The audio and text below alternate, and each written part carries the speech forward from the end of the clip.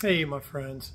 I appreciate you wanting to get an update of how my health is doing, but I also want to add on the end of this video, I'll do my best to read one brief verse that's really been sticking on me, and I've been digging into it more, and it kind of resembles some of the things that I've been mentioning for the last few months about Scripture, and just, we got to make sure that when you read it, our goal is to not abuse grace, I guess is the best way I can try to put it, and continue to just do things that God does not want us to do, but first things first is on the eye thing.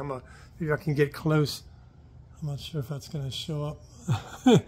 That one's a little bit recovering. This one's back to normal, but I went back to get this whatever posterior vitreous detachment inspected, and the eye doctor said, yep, it looks like, thankfully, the biggest threat was when this happens, it can detach from the retina soon afterwards. But it's been about, I guess, a month or something, and I had to go back today and get that checked again, and thankfully it hasn't shown up as gotten any worse. And he says that it actually, this massive kind of cloudish gook that's in there from that detachment that is happening in the back may fade out, and he thought my ideas of trying to walk around more trees and stuff where the focus is always different and it's not noticeable as much. He thought that was a good idea, so I'm going to keep trying to do that.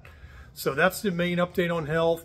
Brain-wise, got to get my MRI done here probably within the next month, and get that information sent back up to my neuro-oncologist at UAB, and just hope and keep praying that it's stable and that it has not kicked back into gear. So that's the biggest news on health. The verse, I'm going to again try to read it the best I can, and it's just a wonderful verse, but I think it speaks a lot. And again, my goal is I'm going to read just a part of this. This is part of Hebrews 10, and there's so much in this, in Hebrews in general, not to mention this one chapter. So here's the verse that I think sticks out, and I'm hoping it makes you want to dig into the Scripture as well. That if we deliberately keep on sinning after we have received the knowledge of the truth, no sacrifice for sins is left. I think that grabs it all. Again, I'm not going to go into detail and try to talk about what that means and what God meant through that word.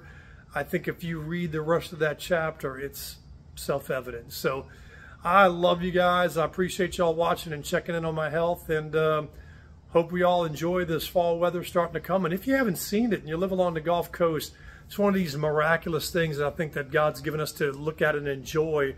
There is a comet that, if you look, it's probably about 7:30 around right now to the west, and it's a little bit to the kind of upward and to the right side of Venus. You will see this even with the naked eye, but binoculars even helps it a lot. And it's just so cool to sit there and watch this thing. I said it's basically visible to the world every 80,000 years. So obviously we know it's the first time it's been visible for Christians, for any human being. So anyway, you might want to check that out. Thanks, guys. Love y'all.